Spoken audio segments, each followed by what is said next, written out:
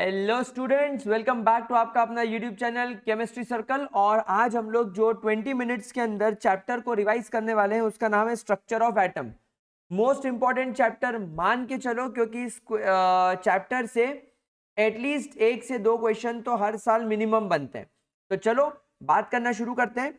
हमारा Telegram channel gravity circle YT आप जरूर से फॉलो कर ले, क्योंकि जो 20 मिनट्स रिवीजन सीरीज के नोट्स हैं वो मैं इसी टेलीग्राम चैनल पर डालने वाला हूं। बोर्ड्स CUET प्रिपरेशन के लिए ग्रेविटी सर्कल को सब्सक्राइब करना है और केमिस्ट्री सर्कल को सब्सक्राइब करना है नीट और जेई की प्रिपरेशन के लिए। चलिए तो गाइस शुरू करते हैं पढ़ना। हम लोग सब जानते हैं इलेक्ट्रॉन का चार्ज -1.6 × 10⁻⁻19 कूलम्स, रिलेटिव चार्ज -1, मास 9.1 × 10⁻31 kgs और नॉर्मल एटॉमिक मास यूनिट में मास 0.0005 U। अच्छा, सिमिलरली गाइस प्रोटॉन का चार्ज एंड प्रोटॉन का मास, न्यूट्रॉन का चार्ज तो 0 होता है और प्रोटॉन के साथ न्यूट्रॉन का मास भी मैंने यहां पर दे रखा है। इसको हम लोग एक एक बार टैली करेंगे। खास बात आती है स्पेसिफिक चार्ज। स्पेसिफिक चार्ज मतलब चार्ज बाय मास रेशो। तो यहाँ पर चार्ज बाय मास रेशो हमारे सर जे थॉमसन ने निकाला था, जिसकी वैल्यू आई थी 1.75 × 10⁻11 कूलम्स पर kg। ये इलेक्ट्रॉन का था। ठीक है, इतनी चीजें हमें सब एटॉमिक पार्टिकल्स के बारे में पता होनी चाहिए। हम प्रोटॉन और न्यूट्रॉन का स्पेसिफिक चार्ज कभी नहीं निकालते। चलिए अब हम लोग बात करते हैं हमारे wave nature of electromagnetic radiations की। गाइस इलेक्ट्रोमैग्नेटिक रेडिएशंस मतलब एनर्जी कैरियर्स। ये एनर्जी अपने साथ कैरी करके चलते हैं। अगर हम इनकी बात करें तो ये स्पीड ऑफ लाइट से ट्रेवल करते हैं। मैग्नेटिक फील्ड, इलेक्ट्रिक फील्ड का इनके ऊपर कोई असर नहीं होता। तो एक इलेक्ट्रोमैग्नेटिक वेव का या इलेक्ट्रोमैग्नेटिक रेडिएशन का आप वेवलेंथ निकाल सकते हैं। मतलब अगर ये एक वेव चल रही है तो ये जो ट्रॉट वाला पार्ट, तो यहां से लेके यहां तक का जो डिस्टेंस है ये कहलाता है आपका वेवलेंथ। या अगर ये क्रेस्ट वाला पार्ट है तो यहां से लेके यहां तक का डिस्टेंस भी वेवलेंथ कहलाता है। तो बेसिकली वेवलेंथ क्या है? It is the distance between two consecutive crest और ट्रॉट। इसको हम लोग वेवलेंथ बोलेंगे। यानी एक वेव की लंबाई, अगर आप ऐसा इमेजिन करो कि यहां से वेव निकली है तो ये ऊपर वाला पार्ट और ये नीचे वाला पार्ट, ये आपकी एक वेव कंप्लीट हो गई। तो इस पूरी वेव की लंबाई कितनी है वो होता है वेवलेंथ। वेवलेंथ की यूनिट होती है मीटर्स, क्योंकि लंबाई हमेशा मीटर में निकाली जाती है। लेकिन आप लोगों को हमेशा ध्यान रखना, मीटर में वैल्यू ना देते हुए कभी एंगस्ट्रॉन्ग में दे रखी हो तो 1 एंगस्ट्रॉन्ग का मतलब होता है 10⁻⁻10 मीटर। 1 नैनोमीटर में दे रखी हो तो 10⁻⁻9 मीटर और 1 पिकोमीटर दे रखा हो तो मतलब 10⁻⁻12 मीटर होता है। अब हम वेवलेंथ के बाद फ्रीक्वेंसी की बात करें तो फ्रीक्वेंसी का मतलब होता है लेट से ये गिवन पॉइंट है, तो इस एक गिवन पॉइंट से 1 सेकेंड के अंदर कितनी नंबर ऑफ वेव्स पास हो रही है, कितनी नंबर ऑफ वेव्स यहां से पास हो रही है, that is called as frequency. तो frequency is number of waves passing through a point in 1 second. ठीक है, अगला होता है वेलोसिटी। वेलोसिटी मतलब फ्रीक्वेंसी मल्टीप्लाई बाय वेवलेंथ। तो अगर आपको वेवलेंथ निकालनी हो तो वेलोसिटी डिवाइडेड बाय फ्रीक्वेंसी कर दो, और अगर फ्रीक्वेंसी निकालना हो तो वेलोसिटी डिवाइडेड बाय वेवलेंथ कर दो। अगला होता है वेव नंबर। वेव नंबर और कुछ नहीं, वेवलेंथ का रेसिप्रोकल होता है। It is the reciprocal of wavelength, यानी कि number of waves per unit length. अच्छा, अगला होता है गाइस इलेक्ट्रोमैग्नेटिक स्पेक्ट्रम। अब इलेक्ट्रोमैग्नेटिक स्पेक्ट्रम क्या होता है? मतलब अलग अलग इलेक्ट्रोमैग्नेटिक रेडिएशंस को जब हम increasing order of their wavelength में या decreasing order of their frequency में जमा दें तो वो बन जाता है इलेक्ट्रोमैग्नेटिक स्पेक्ट्रम। ये देखो, ये है आपका एक प्रॉपर इलेक्ट्रोमैग्नेटिक स्पेक्ट्रम, जिसमें रेडियो वेव्स, इनकी वेवलेंथ आप देख सकते हो 100 मीटर तक की होती है। 100 मीटर मतलब बहुत ज्यादा हाई वेवलेंथ। और यहां पर आ गई आपकी गामा रेस। गामा रेस की वेवलेंथ आप देखो 0.0001 नैनोमीटर। तो यहां पर आप देख रहे हो कि जैसे जैसे आप यहां इस तरफ आगे बढ़ रहे हो, यहां पर वेवलेंथ इंक्रीज हो रही है। और आप सभी लोग जानते हो कि wavelength is equal to c by mu. Therefore आपकी जो वेवलेंथ होती है वो इनवर्सली प्रोपोर्शनल होती है फ्रीक्वेंसी के। तो इस साइड अगर वेवलेंथ बढ़ रही है तो देयरफॉर यहां पर आपकी जो फ्रीक्वेंसी है वो डिक्रीज हो रही है। और फ्रीक्वेंसी डिक्रीज हो रही है, मतलब ये हमारे लिए लेस हार्मफुल होती जाती है। लेकिन जैसे जैसे आप इस तरफ जाते हो, आप यहाँ पर देखो कि यहाँ पर क्या हो रहा है, इस एरिया में वेवलेंथ डिक्रीज हो रही है, जिसकी वजह से फ्रीक्वेंसी बढ़ रही है, यानी कि एनर्जी बढ़ रही है। और फ्रीक्वेंसी बढ़ने का मतलब है कि ये वाली वेवलेंथ हमारे लिए मोर हार्मफुल है। क्या ये बात समझ में आई? तो यहाँ पर रेडियो वेव्स, माइक्रोवेव्स, इंफ्रारेड, इनके बीच में यहाँ पर आता है हमारा विजिबल स्पेक्ट्रम, जिसकी वजह से हमें सब कुछ दिखाई देता है।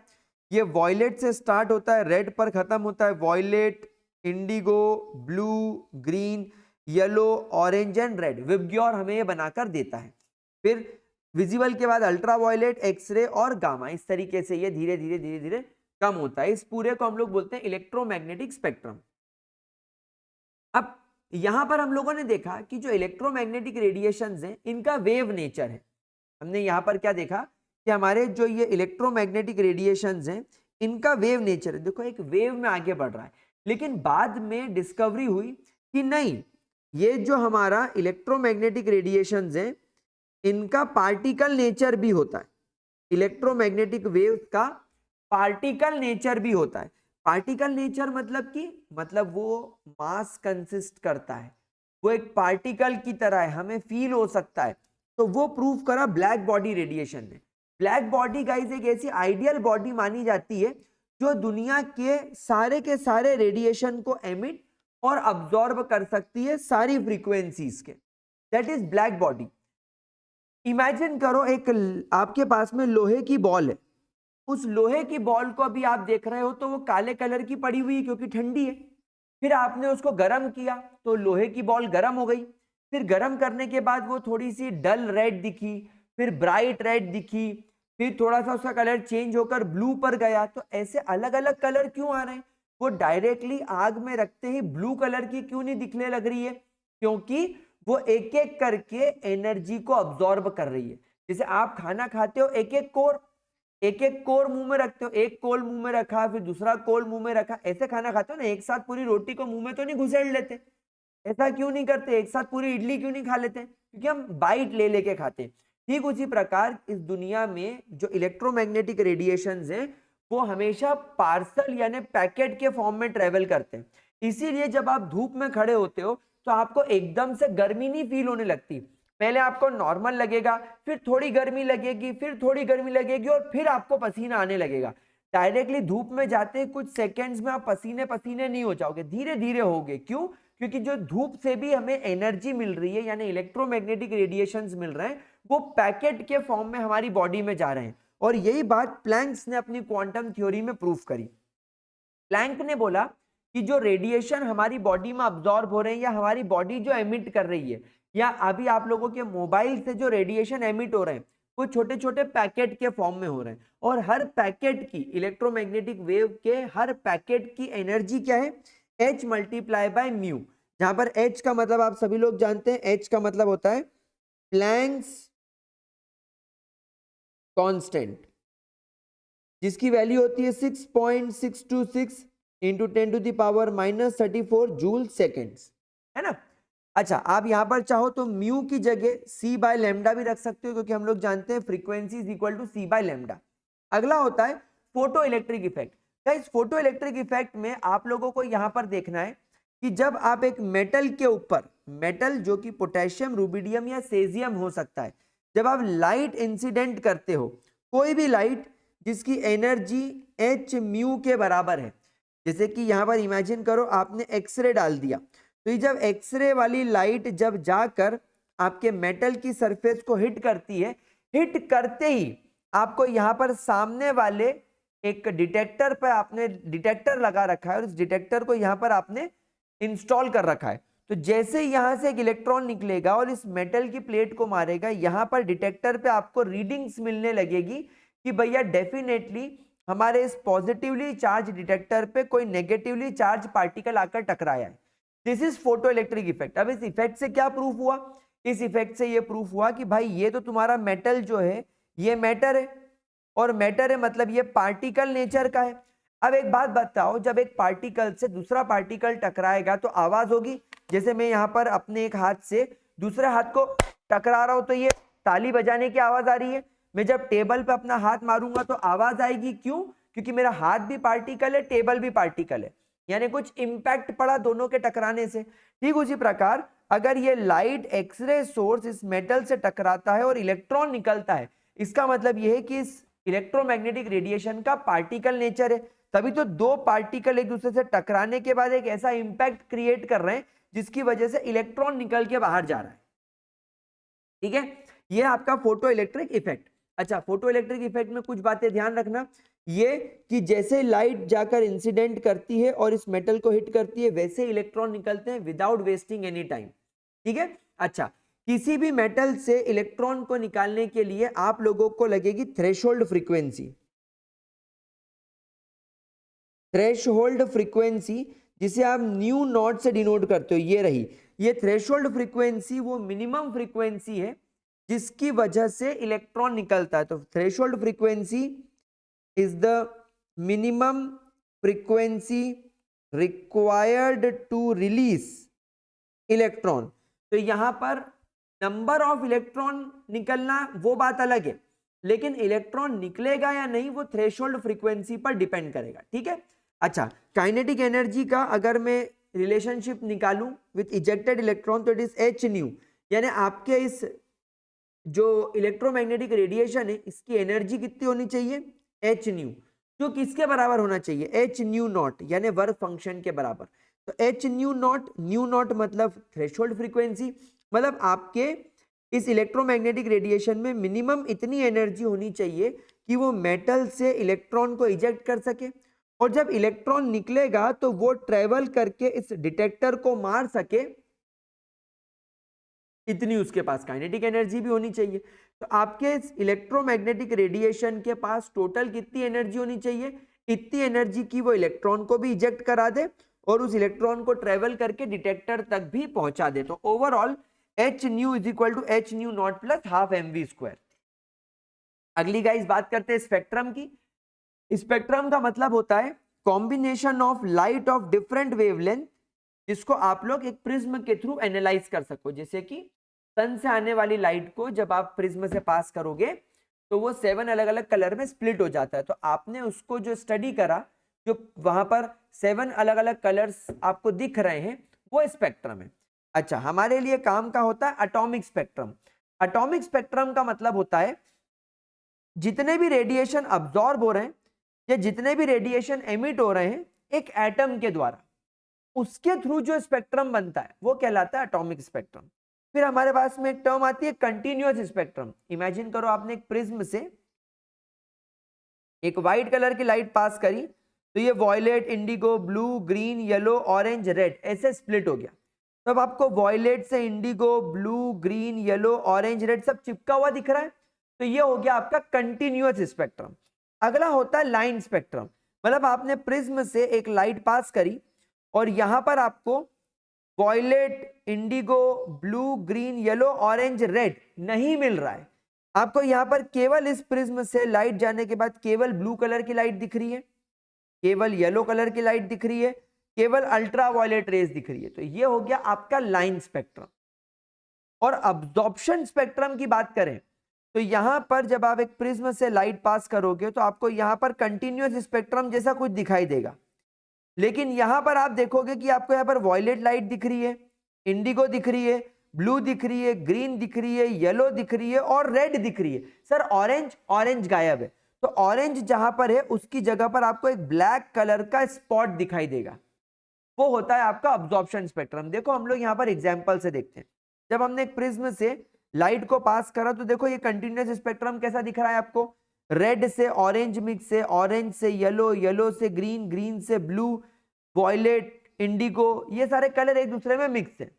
लाइन स्पेक्ट्रम की बात करें तो लाइन में रेड, ऑरेंज, येलो, ग्रीन, ये आपको देखो क्लियरली इनकी लाइंस बनी हुई दिख रही है। बाकी पूरी स्क्रीन आपकी ब्लैक है, यहां पर आपको सब पे कलर दिख रहे थे, यहां पर कलर नहीं दिख रहा है, सब कुछ ब्लैक है, केवल लाइंस दिख रही है।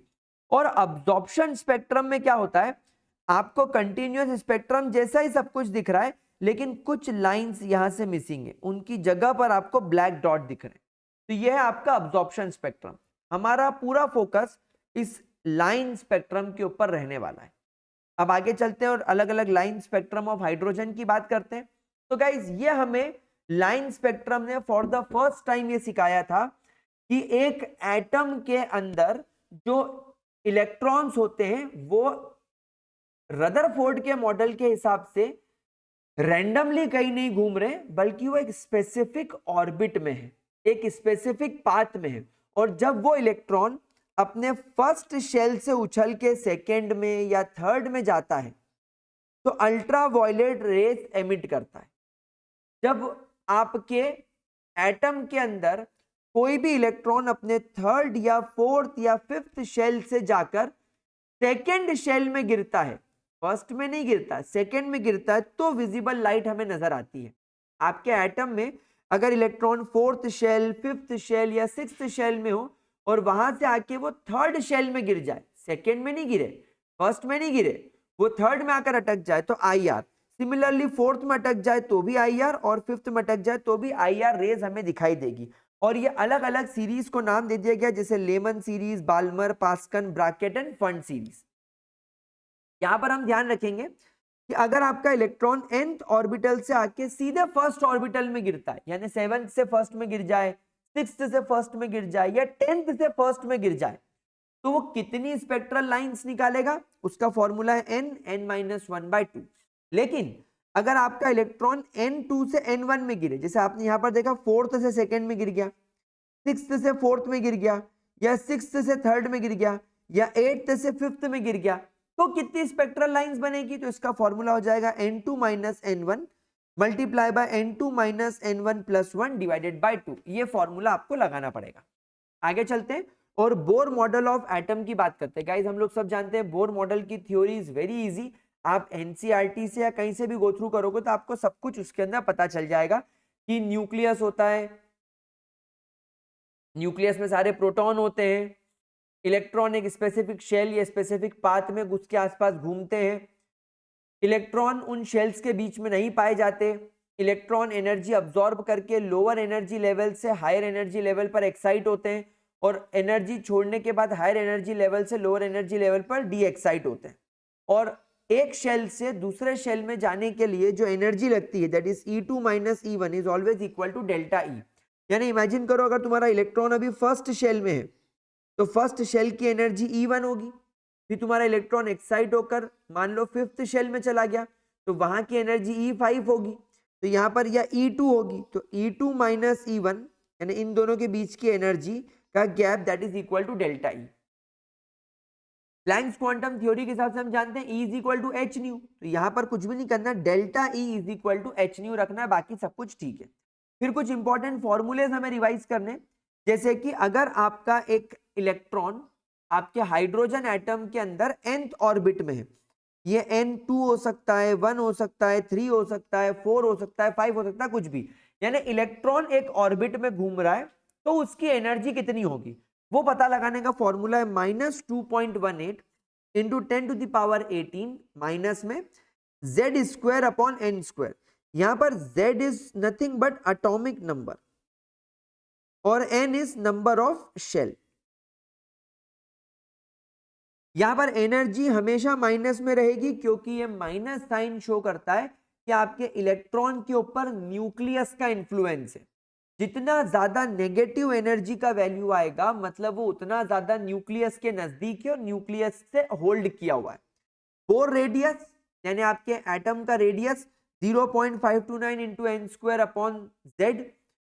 इलेक्ट्रॉन की वेलोसिटी किसी शेल के अंदर z/n इंटू 2.188 इंटू 10⁸ सेंटीमीटर पर सेकेंड। वेव नंबर या वेवलेंथ निकालने का formula is 109677 1/n1² - 1/n2² multiply by z² पर सेंटीमीटर। ठीक है। अच्छा, आयोनाइजेशन इंथैल्पी अगर आपको निकालनी हो तो आपका इलेक्ट्रॉन जब इंफिनिटी पर होगा तब उसकी एनर्जी कितनी है, माइनस वो जिस पर्टिकुलर शेल में हो उसकी एनर्जी कितनी है, like second shell, third shell, first shell, जो भी। तो इंफिनिटी में जब इलेक्ट्रॉन चला जाएगा तो उसकी एनर्जी हम 0 मानेंगे। माइनस जब वो nth लेवल पर होगा तो उसकी एनर्जी अपन ने ये ली थी, तो ये एनर्जी की वैल्यू अपन ने यहाँ माइनस साइन के साथ लगा दी, तो ये माइनस प्लस हो गया, तो फाइनल आपकी वैल्यू आ गई ये। यानी एनर्जी इन nth ऑर्बिटल और आयोनाइजेशन एनर्जी का फॉर्मूला बिल्कुल सेम होगा, बस साइन का डिफरेंस होगा, यहां पर माइनस साइन है, यहां पर प्लस साइन आएगा। ठीक है, चलिए वेव मैकेनिकल मॉडल की तरफ चलते हैं और यहां पर हम लोग ये प्रूफ करेंगे कि केवल इलेक्ट्रोमैग्नेटिक रेडिएशन का ही नहीं बल्कि पूरा का पूरा ड्यूअल नेचर यहां पर मैटर का ही हो जाता है। आपका जो मैटर है उस पूरे के पूरे मैटर का ही नेचर कैसा है, ड्यूअल नेचर। सबसे पहले आता है डी ब्रोगली ड्यूअल नेचर, जिसके हिसाब से lambda is equal to H upon mass into velocity होता है, और आप सभी लोग जानते हो mass into velocity is equal to momentum, तो यहां पर आप लोग एच अपॉन मोमेंटम भी लिख सकते हो। यहां पर आप देखो कि जैसे जैसे मास बढ़ेगा वैसे वैसे लैम्डा घटेगा, इसीलिए डी ब्रोगली ड्यूअल नेचर जो होता है, यानी किसी भी मैटर के अगर हम ड्यूअल नेचर की बात कर रहे हैं तो वो हम केवल माइक्रोस्कोपिक पार्टिकल्स की बात कर रहे हैं, मैक्रोस्कोपिक की नहीं। Lambda is equal to H upon under root 2m/ke, यानी काइनेटिक एनर्जी और वेवलेंथ का रिलेशनशिप भी हमें डी ब्रोगली ने बताया। अगला होता है गाइस हाइसेनबर्ग अनसर्टेनिटी प्रिंसिपल, जिसके हिसाब से इलेक्ट्रॉन जो कि न्यूक्लियस के आसपास घूम रहा है, अगर आप उसके मोमेंटम यानी अगर आप उसकी पोजीशन निकालने जाओगे, यार इलेक्ट्रॉन की एग्जैक्ट पोजीशन क्या है, तो आप उसके मोमेंटम में वेरिएशन कर दोगे, यानी आप उसकी वेलोसिटी में बदलाव कर दोगे। और अगर आप आपके एटम के अंदर इलेक्ट्रॉन की एग्जैक्ट वेलोसिटी निकालने जाओगे तो आप उसकी पोजीशन कभी प्रेडिक्ट नहीं कर सकते, यानी कि एटम के अंदर सब कुछ माइक्रोस्कोपिक लेवल पर अनसर्टन है, यहां पर कुछ भी फिक्स नहीं है। तो मेरे हिसाब से मेरे माइंड में कॉन्सेप्ट आता है कि जैसे हम कहते हैं कि फ्यूचर फिक्स्ड है, सब कुछ पहले से लिखा गया है, तो ऐसा नहीं है, क्योंकि माइक्रोस्कोपिक लेवल पर आप देखो हर चीज में एक अनसर्टेनिटी है। यानी इमेजिन करो कि इस दुनिया में अगर आप लोगों को आईआईटी कॉलेज नहीं मिला, लेकिन हो सकता है कि कोई पैरेलल यूनिवर्स में तुमको आईआईटी कॉलेज मिल जाए, तो हर चीज की कोई अनसर्टेनिटी ही होती है, कुछ चीज फिक्स नहीं है। आ रही है बात समझ में, ये माइक्रोस्कोपिक लेवल पर प्रूफ हुआ है। तो delta x is change in position, delta we is change in velocity, h upon 4πm, m is mass, जो भी आप बॉडी इलेक्ट्रॉन ले रहे हो तो इलेक्ट्रॉन का मास, प्रोटॉन ले रहे हो तो प्रोटॉन का मास, और h is your Planck's constant. Then next is guys quantum mechanical model. Guys पूरी की पूरी क्वांटम मैकेनिक्स इसी बात पर बेस्ड है, किस बात पर बेस्ड है, हाइसेनबर्ग के अनसर्टेनिटी पर और स्क्रोडिंजर की ये इक्वेशन पर। एक्चुअली ये इक्वेशन बोलती है आपका एटम किस तरीके से एक 3 डायमेंशनल ऑब्जेक्ट है, जिसमें ये जो साय दे रखा है, इस साय का तो कोई फिजिकल सिग्निफिकेंस नहीं है, लेकिन जैसे ही मैं साय का स्क्वायर कर देता हूं तो ये साय स्क्वायर हमें ये मदद करता है पता लगाने में कि इलेक्ट्रॉन की पोजीशन कहां है एटम के अंदर। ठीक है, और इसी इक्वेशन की मदद से हमें पता चला एटॉमिक ऑर्बिटल के बारे में। एटॉमिक ऑर्बिटल आपके एटम के अंदर वो 3 डायमेंशनल स्पेस है जिसके अंदर हम लोग इलेक्ट्रॉन के पाने की या इलेक्ट्रॉन के मिलने की संभावना पता लगाते हैं। ठीक है, अच्छा अब किसी भी एटम के अंदर इलेक्ट्रॉन की पोजीशन कैसे पता लगाएं, वो हम पता लगाएंगे क्वांटम नंबर की मदद से। पहला होता है प्रिंसिपल क्वांटम नंबर, जो बताता है कि इलेक्ट्रॉन कौन से ऑर्बिट में है, यानी कौन से शेल में है, उस शेल का रेडियस कितना है, उस शेल की एनर्जी कितनी है, उस शेल के अंदर मैक्सिमम कितने नंबर ऑफ इलेक्ट्रॉन आ सकते हैं, यानी 2n² फॉर्मूले से। लाइक अगर आप थर्ड शेल की बात कर रहे हो तो थर्ड शेल में 3 × 2 का स्क्वायर, तो 2 × 9 यानी कि 18 इलेक्ट्रॉन आ सकते हैं थर्ड शेल के अंदर। आप देखोगे कि फर्स्ट शेल की एनर्जी सेकेंड शेल से कम है, सेकेंड शेल की एनर्जी थर्ड शेल से कम है, थर्ड शेल की एनर्जी फोर्थ शेल से कम है, रेडियस में भी यही है। ठीक है, आप एंगुलर मोमेंटम निकाल सकते हो mvr is equal to nh upon 2π। ठीक है, ठीक है, यहां तक कोई प्रॉब्लम। अच्छा अगला होता है azimuthal quantum number. Azimuthal quantum number बताता है कि इलेक्ट्रॉन एटम के अंदर कौन से सबशेल के अंदर है, रिलेटिव एनर्जीज कितनी है, शेप क्या होगा आपके सबशेल का, स्फेरिकल, डबल डंबल, डंबल क्या शेप होगा, और ऑर्बिटल एंगुलर मोमेंटम जिसका फॉर्मूला होता है under root L multiply by L+1 h upon 2π। ठीक है, अगला होता है आपका मैग्नेटिक क्वांटम नंबर, जो बताता है कि कितने नंबर ऑफ ऑर्बिटल्स प्रेजेंट है एक सबशेल के अंदर और उनका ओरिएंटेशन कैसा है, यानी कि कौन सा ऑर्बिटल एक्स एक्सिस पर है, कौन सा ऑर्बिटल वाई एक्सिस पर है, कौन सा ऑर्बिटल जेड एक्सिस पर है।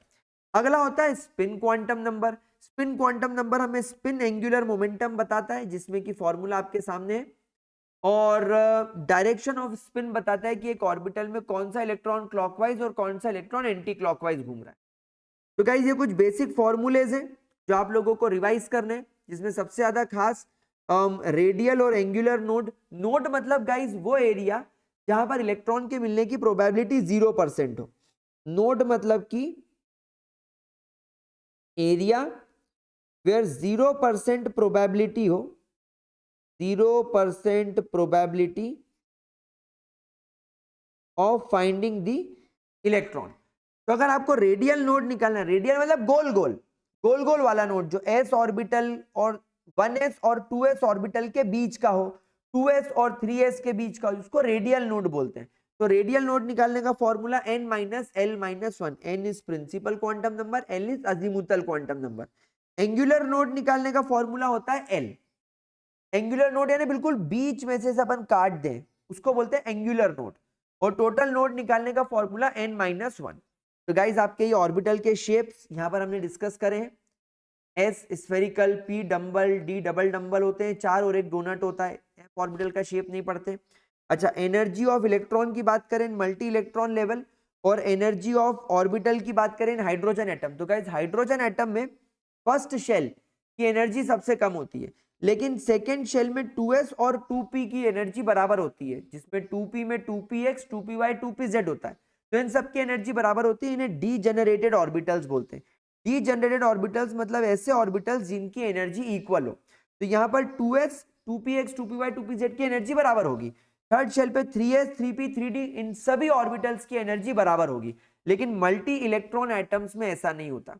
मल्टी इलेक्ट्रॉन एटम में 1s से ज्यादा 2s, 2s से ज्यादा 2px, 2py, 2pz की, इससे ज्यादा 3s, इससे ज्यादा 3px, 3py, 3pz की, इससे ज्यादा 3dxy, 3dyz, 3dzx, 3dx2y2, 3dz2 की होती है। फिर गाइस इलेक्ट्रॉन्स को अगर हमें ऑर्बिटल्स के अंदर भरना है इन मल्टी इलेक्ट्रॉन एटम्स, सबसे पहले हम यूज करेंगे अफबाउ प्रिंसिपल, जो कहता है इलेक्ट्रॉन्स को in the increasing order of their energies के हिसाब से भरना पड़ता है।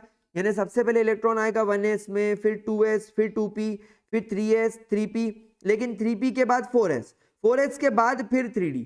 तो इस तरीके से आप लोगों को इलेक्ट्रॉन यहाँ पर भरने पड़ेंगे। 1s, 2s, 2s के बाद 2p, 3s, 3s के बाद में 3p, 3p के बाद में 4s, 4s के बाद में 4p, फिर 3d, फिर इस तरीके से 5s, 5p, फिर 4d। तो इस तरीके से आप लोगों को इलेक्ट्रॉन यहां पर भरने पड़ेंगे। ठीक है। देन अगला आता है गाइस पॉली एक्सक्लूजन प्रिंसिपल। ये कहता है कि किसी भी एक ऑर्बिटल के अंदर दो इलेक्ट्रॉन्स के चारों क्वांटम नंबर सेम नहीं हो सकते, उनकी स्पिन तो डिफरेंट होगी। मतलब वो एक ऑर्बिटल में दो इलेक्ट्रॉन अगर एक एंटी क्लॉकवाइज है तो दूसरा क्लॉकवाइज घूमेगा।